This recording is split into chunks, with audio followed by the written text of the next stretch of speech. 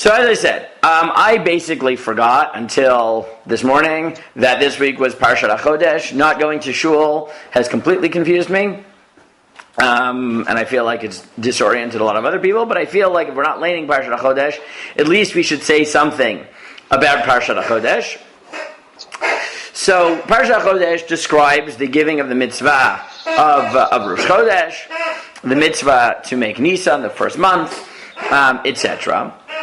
And there is a well-known vort by the Rav that I want to build on a little bit.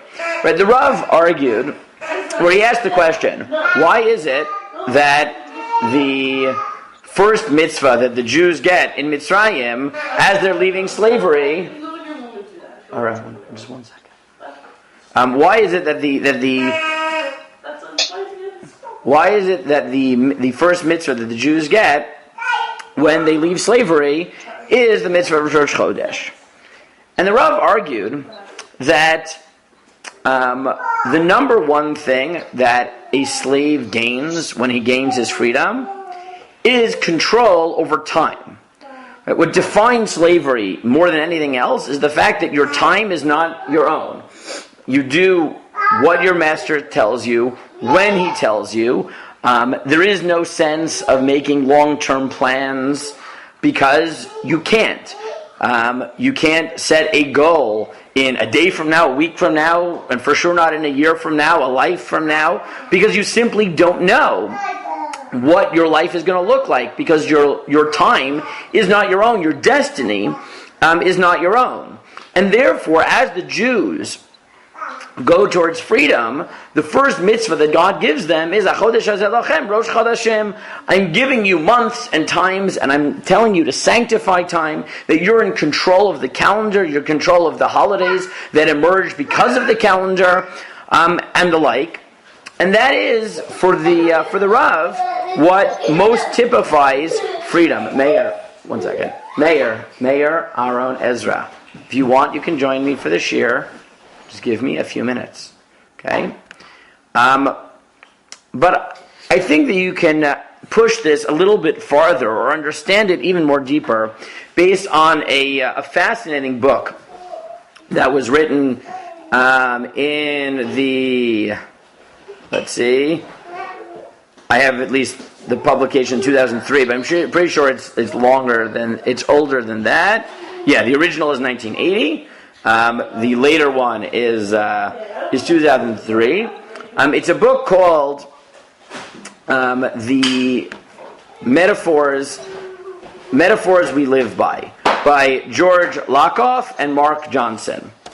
And they note that in general we use metaphors sometimes to understand certain concepts. But they argue that there are certain types of metaphors that have so permeated the way we experience life that they're more than just a turn of phrase, but they in fact shape the way that we think about the world entirely. Boys, you can't give me 5 minutes. But they shape the way that we experience life as a whole. And one example they give to help us understand what they're talking about is the metaphor, time is money. Right? And they write as follows: to get an idea of how metaphorical expressions in everyday language can give us insight into the metaphorical nature of the concepts that structure everyday activities, let us consider the metaphorical concept, time is money, as it is reflected in contemporary English. And they note several examples where time is money shapes the way we talk about everything. And here's their examples. Time is money. Expressions that we use that capture that. You're wasting my time. This gadget will save you hours. Right? These are money terms. I don't have the time to give you. How do you spend your time these days? The flat tire cost me an hour. I've invested a lot of time in her. I don't have enough time to spare for that. You're running out of time. You need to budget your time. Put aside some time for ping pong. Is that worth your while? Do you have much time left? He's living on borrowed time. You don't use your time profitably. I lost a lot of time when I got sick. Thank you for your time. Right? Time in our culture, they say, is a valuable commodity. It's a limited resource that we use to accomplish our goals.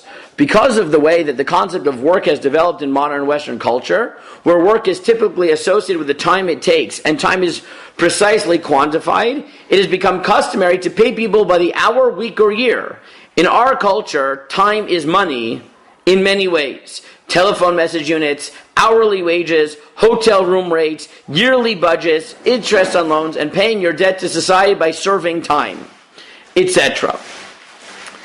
And what they note is that we actually treat time as money, as a resource, as a commodity.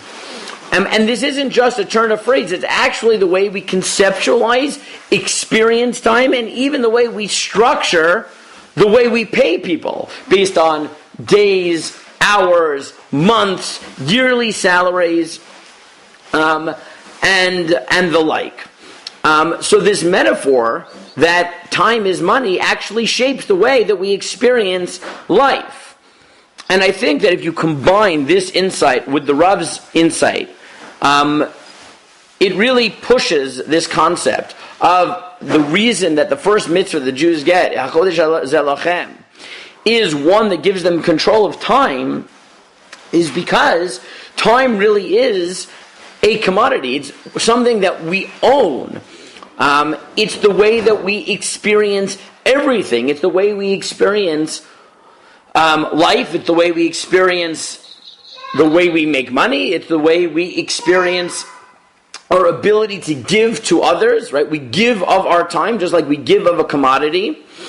And therefore, a slave who's not in control of his time really owns nothing, because, right, his work means nothing, because, a normal person, my time is worth something, right? If I work for you for a few hours, you owe me something. A slave, once he's bought and owned, right, the master can tell him to do nothing, the master can tell him to do everything.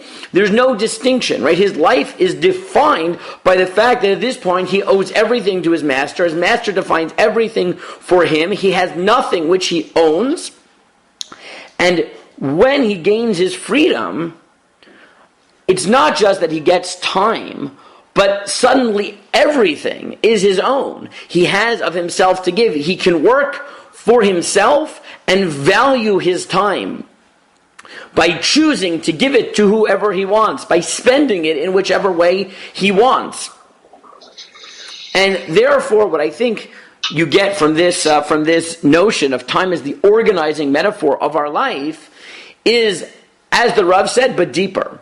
That it's not just the first thing you get as a free person is control over your time, but that shapes the way we completely experience our life. And maybe just to comment on my experience now, I think probably for everybody this is true, that as our schedules have been completely thrown off by barely being able to leave the houses, go to work, etc., right? Suddenly our experience of life has changed. Right? We no longer have to get up at a certain time, right? Everybody who normally wakes up early, right? A few days out of routine, and suddenly, right, they're sleeping till 10 in the morning, because once we don't have a structure to our life, we don't have control over our time, because we can't just do what we want, suddenly our entire sense of self suffers and we start to be disoriented.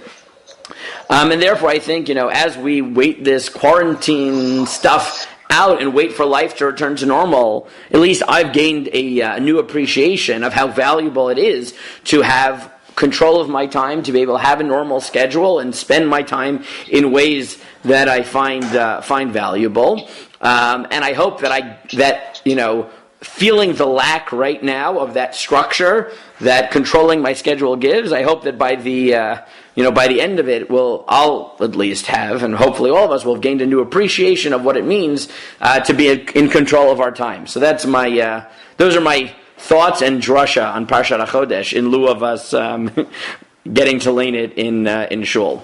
Okay, so have a good Shabbos, and I'll talk to you guys later. Thank you very much. Shabbat shalom.